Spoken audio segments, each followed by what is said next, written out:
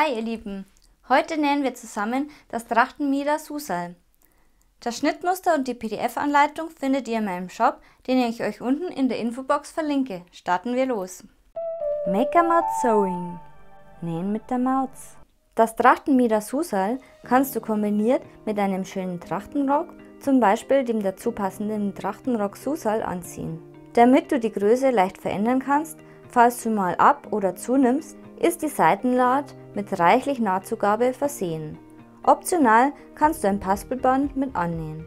Allgemeine Hinweise. Ich habe schon mal alle Teile vorbereitet. Bei Stoffen mit Muster solltest du darauf achten, dass das Muster, wenn möglich, zusammenpasst. Das braucht zwar etwas mehr Stoff, sieht aber viel professioneller aus. An der geraden Stelle geht das sehr gut, aber an der Rundung ist das nicht komplett möglich, wie du hier siehst. Dort versuche ich dann, ein paar Punkte gleich zu bekommen. Zum Beispiel versuche ich hier, die weißen Kreise nicht unbedingt anzuschneiden. Und hier an der Seite versuche ich, dass kein Blumenkreis angeschnitten wird.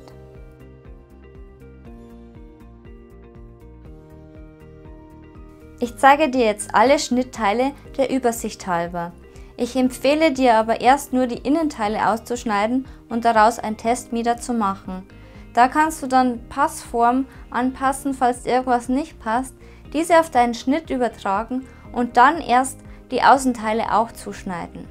Das ist die vordere Mitte A, zweimal gespiegelt zugeschnitten aus Außenstoff mit aufgebügeltem Vlies und 1 cm Nahtzugabe außen herum. Der Beleg B, ebenfalls gespiegelt zugeschnitten aus Außenstoff und Vlies, und das Teil C, zweimal gespiegelt aus Innenstoff zugeschnitten mit 1 cm Nahtzugabe. Zeichne dir alle Markierungen ein. Die Vorderseite D wird zweimal gespiegelt aus Innenstoff und zweimal gespiegelt aus Außenstoff zugeschnitten. Auf die Außenseite wird wieder Vlies aufgebügelt. Zeichne dir die Markierungen ein. Füge 2 cm Nahtzugabe an der Seite zu und am Rest 1 cm. Das Schößchen J wird zweimal im Bruch aus Außenstoff zugeschnitten. Auf das Außenteil wird Vlies aufgebügelt. Zeichne dir die Markierungen ein. Füge an den Seiten 2 cm Nahtzugabe hinzu und oben und unten 1 cm Nahtzugabe. Die hintere Mitte F wird zweimal gespiegelt aus Innenstoff und Außenstoff zugeschnitten mit 1 cm Nahtzugabe. Der Außenstoff wird mit Vlies verstärkt. Die hintere Seite E wird zweimal aus Außenstoff und zweimal aus Innenstoff gespiegelt zugeschnitten. Füge dabei noch 1 cm Nahtzugabe außen herum hinzu bzw. 2 cm Nahtzugabe an der Seitennaht. Die Außenteile werden mit Vlies verstärkt. Das Vlies im Schnittmuster ist nur eine Empfehlung. Bitte prüfe vor dem Aufbügeln den Fall auf einem Teststück und verwende gegebenenfalls ein besser fallendes Vlies für deine Stoffwahl. Außerdem brauchst du noch je nach Geschmack 7 bis 10 Trachtenknöpfe. Wenn du willst, kannst du dir noch Paspelband kaufen oder selber machen oder Borte für den Halsausschnitt kaufen. Nähanleitung Innenteil Probemieder. Um die Passform zu prüfen, nähen wir jetzt ein Probemieder. Die Schritte sind die gleichen wie später, wenn alles schon passt. Allerdings wird später eben genäht, verriegelt, eingeschnitten und gebügelt. Für das Probemieder machen wir nur Heftstiche, denn diese gehen einfach schneller wieder auf und man kann schneller auch was ändern, wenn etwas nicht passt. Dazu benötigst du Nadel und Faden. Verknote die Enden und steche abwechselnd rechts und links bis zum Ende ein.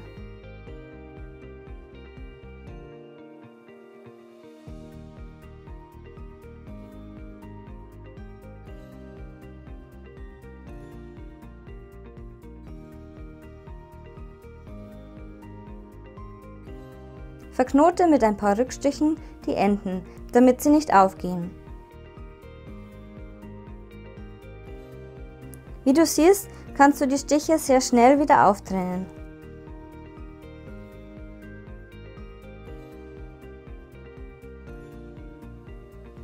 Alternativ kannst du auch den größten Stich deiner Nähmaschine verwenden. In den nächsten Schritten zeige ich dir, wie du das Innenmieder zusammennähst, wenn du die Passform schon angepasst hast. Die Schritte sind nämlich die gleichen wie beim Probemieder. Allerdings heften wir dort nur die Nähte, damit wir sie schneller wieder aufmachen können, wenn etwas nicht passt. Stecke die Teile C und D aus Innenstoff rechts auf rechts zusammen. Die Knipse sollten aufeinandertreffen.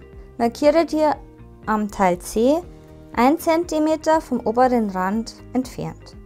Nähe die Teile mit 1 cm Nahtzugabe zusammen. Beginne dabei unten und verriegle den Nahtanfang und das Nahtende.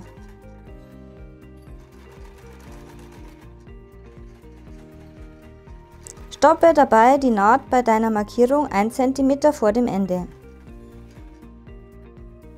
Schneide die Rundungen ein.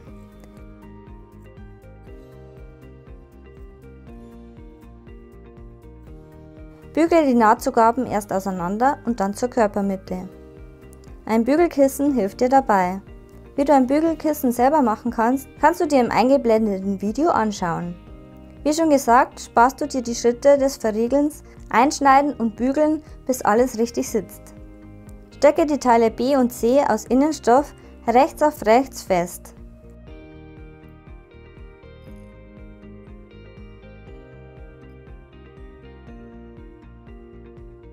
Nähe sie mit 1 cm Nahtzugabe zusammen.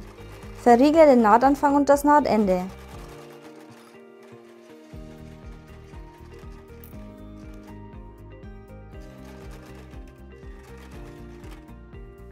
Bügle die Nahtzugaben auseinander.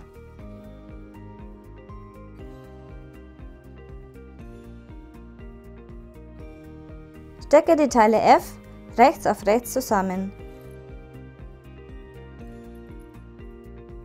Nähe die Teile mit 1 cm Nahtzugabe zusammen. Verriegle den Nahtanfang und das Nahtende.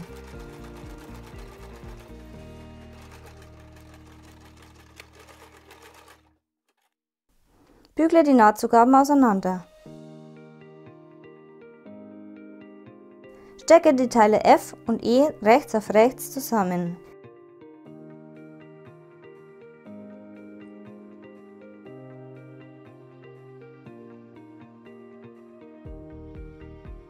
Nähe die Teile mit 1 cm Nahtzugabe zusammen.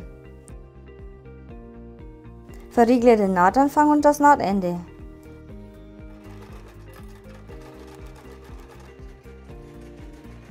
Bügle die Nahtzugaben auseinander und dann zur Körpermitte. Schneide die Rundungen ein. Als nächstes werden die Schulternähte rechts auf rechts aufeinander gesteckt. Nähe sie mit 1 cm Nahtzugabe zusammen. Verriegle den Nahtanfang und das Nahtende.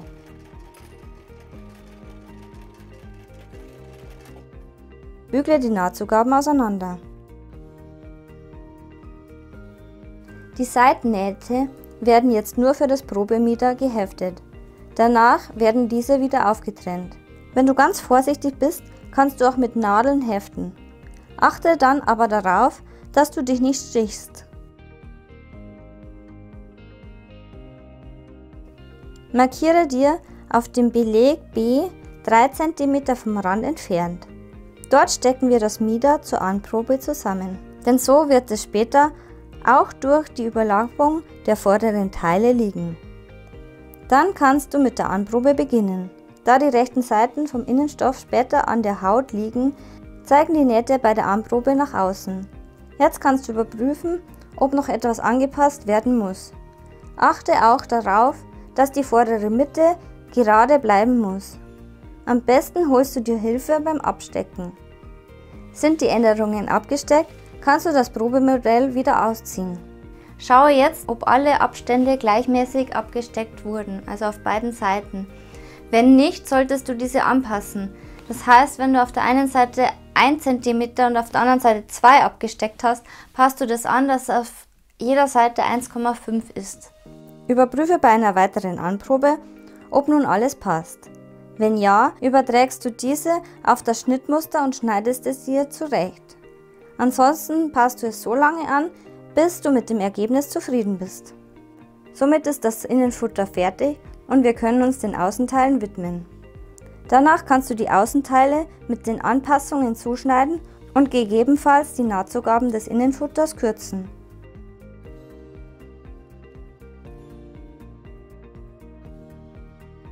Optional kannst du jetzt Paspelbänder an die Teile A und F annähen.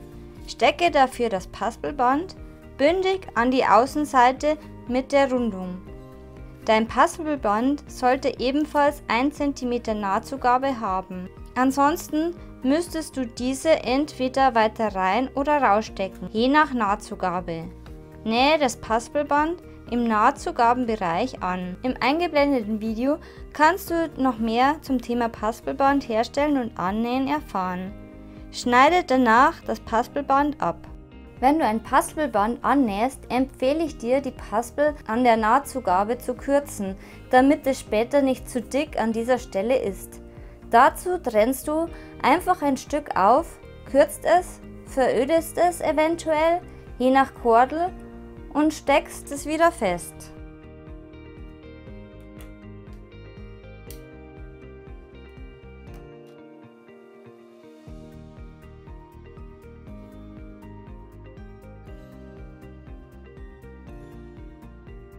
Stecke die Teile A und D aus Außenstoff rechts auf rechts zusammen.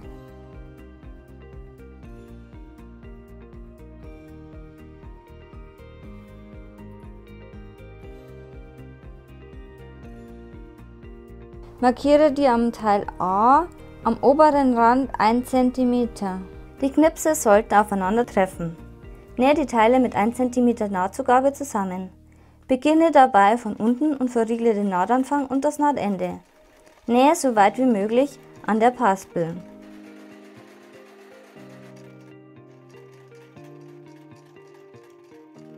Stoppe bei der Markierung die Naht. Überprüfe nach der Naht, ob du sauber genäht hast. Hier blitzt noch eine Naht heraus. Deshalb nähe ich an dieser Stelle nochmals enger an der Paspel darüber.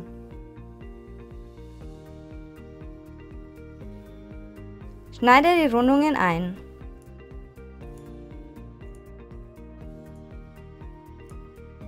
Steppe das Paspelband knappkantig auf Teil D. Die Nahtzugabe wird dabei ebenfalls angenäht. Stoppe bei deiner Markierung oben 1 cm vor dem Rand.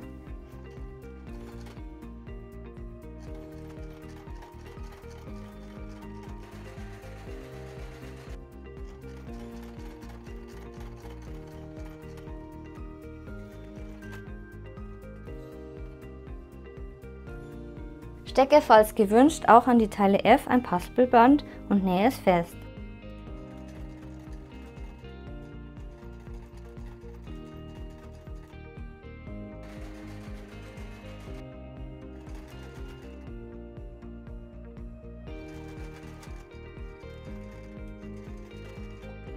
Stecke die Teile F und E rechts auf rechts zusammen.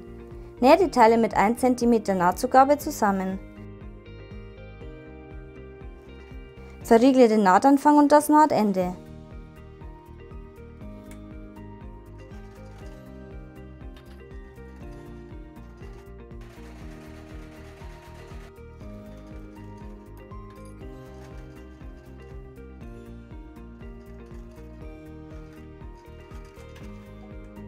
Schneide die Rundungen ein.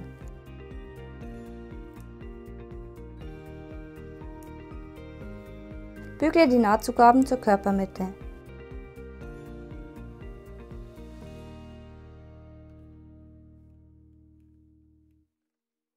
Steppe das Paspelband knappkantig auf Teil F. Die Nahtzugabe wird dabei ebenfalls angenäht. Verriegle den Nahtanfang und das Nahtende. Wenn du keine sichtbare Naht haben willst, könntest du sie auch im Nahtschatten nähen.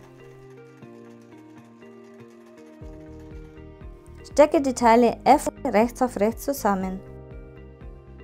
Nähe die Teile mit 1 cm Nahtzugabe zusammen. Verriegle den Nahtanfang und das Nahtende.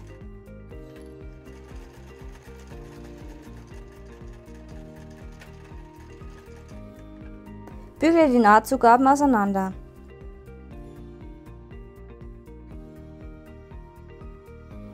Jetzt schließen wir noch die Schulternähte. Stecke dafür das Vorderteil und das Rückenteil rechts auf rechts aufeinander. Nähe sie mit 1 cm Nahtzugabe zusammen. Verriegle den Nahtanfang und das Nahtende.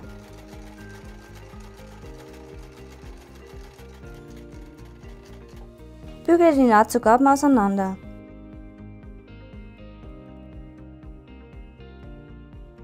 Im nächsten Schritt nähst du das Schößchen G. Dazu steckst du dir die unteren langen Kanten rechts auf rechts fest. Nähe die Teile G mit 1 cm Nahtzugabe zusammen. Verriegle dabei den Nahtanfang und das Nahtende.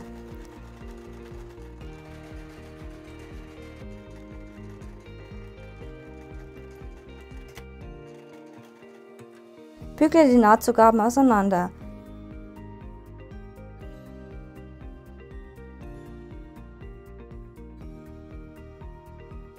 Falte die Teile auf rechts, sodass die schönen Seiten dich anschauen und bügle über die Kante darüber, damit diese schön flach wird.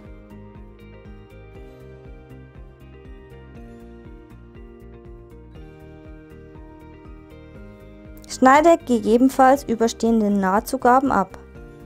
Steppe die Kante knappkantig ab.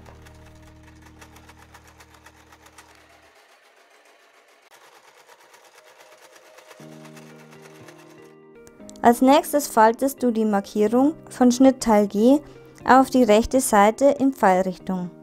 Dabei fängst du in der Mitte an. Die Falten rechts und links werden jeweils zur Mitte gefaltet. Dadurch entsteht eine Kellerfalte.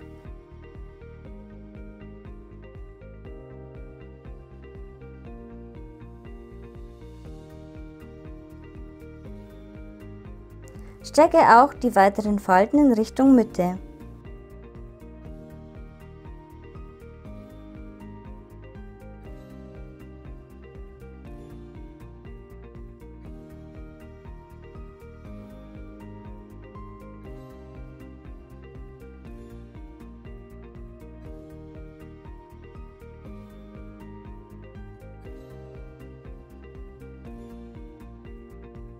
Nähe sie im Nahtzugabenbereich fest. Gerne kannst du die Falten davor einmal flach bügeln.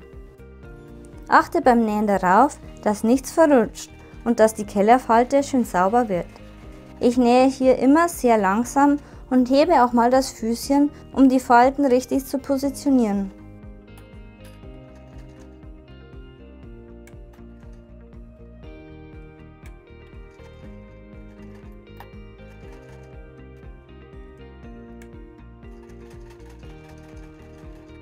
Versäubere die obere, noch offene Kante mit der Overlock oder dem Zickzackstich oder Overlockstich deiner Nähmaschine.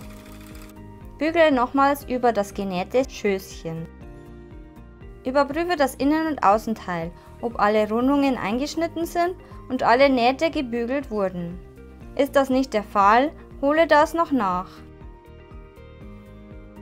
Lege dann das Innenteil rechts auf das Außenteil und stecke es zusammen. Achte darauf, dass die Nähte genau aufeinandertreffen. Die Seitennähte und die hintere Naht, wo das Schößchen später hinkommt, wird nicht gesteckt und genäht. Wenn ihr euch für ein Paspelband entschieden habt, biegt ihr die Nahtzugaben beim Zusammennähen am Herzausschnitt zur Körpermitte und steckt euch eine Nadel.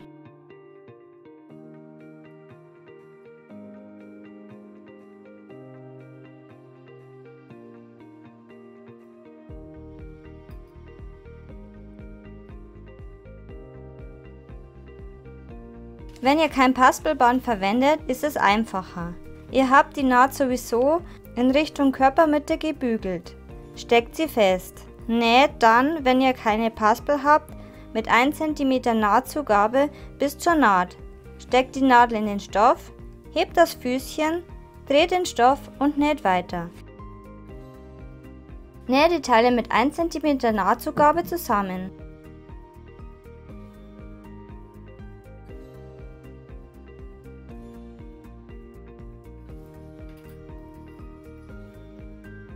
Wie schon erwähnt, werden die Seitennähte und unten an der Rückseite offen gelassen. Verriegle den Nahtanfang und das Nahtende. Achte darauf, dass die Nähte in die gebügelte Richtung schauen. Die Außenteile liegen beim Nähen oben.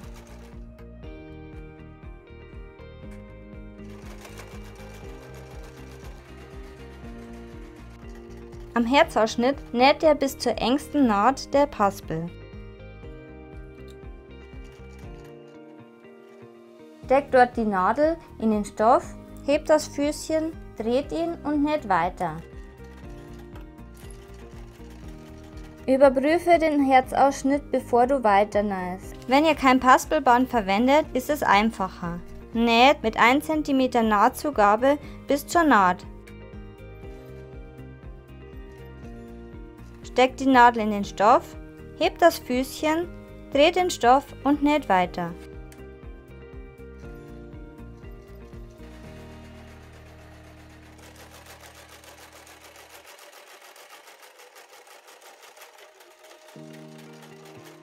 Schneide die Rundungen ein.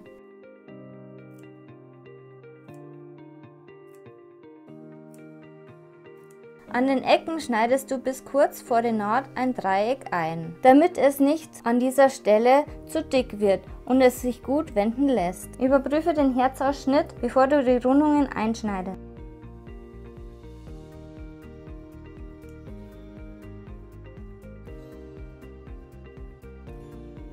An den Ecken nach außen schneidest du die Nahtzugaben schräg ab. Wende dann die Teile auf rechts. An den Trägern ist es etwas friemelig, aber das Ergebnis lohnt sich. Die Klammern helfen dir beim Ausformen.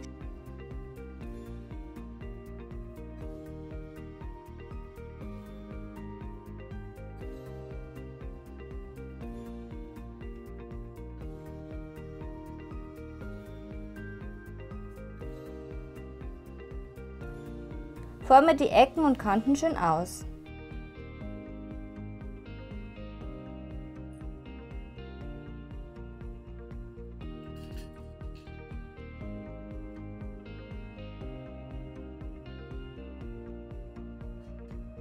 Steppe die genähten Kanten knappkantig ab.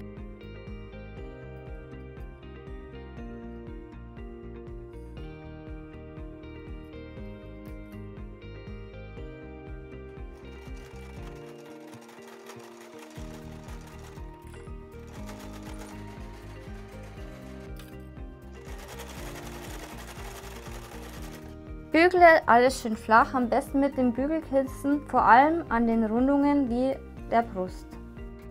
Versäubere die offenen Kanten mit der Overlock oder alternativ mit dem Zickzackstich oder dem Overlockstich deiner Nähmaschine. Davor kannst du gegebenenfalls die Ecken begradigen.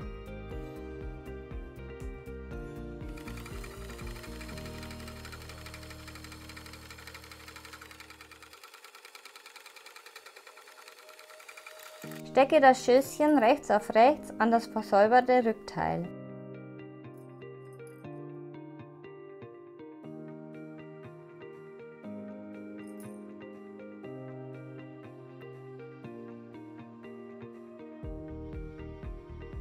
Nähe sie mit 1 cm Nahtzugabe an. Überprüfe, ob die Länge des Vorder- und Rückteils passt und gleiche gegebenenfalls an. Verriegle dabei den Nahtanfang und das Nahtende. Nähe langsam und schaue bei jeder Falte, ob diese korrekt liegt.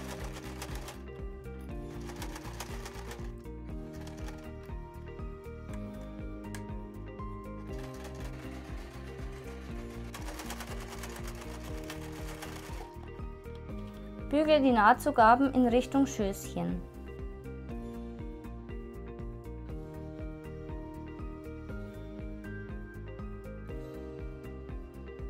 Als nächstes werden die Knöpfe genäht. Dazu markierst du dir die Mitte vom Beleg mit Schneiderkreide und die Höhe deiner Brust. Dann bestimmst du die Position der Knöpfe und so auch deiner Knopflöcher und nähst diese. Eine ausführliche Anleitung zum Ausrechnen der Knopflochposition und dem Nähen findest du im eingeblendeten Video. So sieht das dann fertig aus. Zum Schluss müssen nur noch die Seitennähte geschlossen werden. Mache davor eine letzte Anprobe. Achte darauf, dass die Enden bündig beieinander liegen. Wenn alles so passt, nähst du das Mieder zusammen. Verriegle dabei den Nahtanfang und das Nahtende.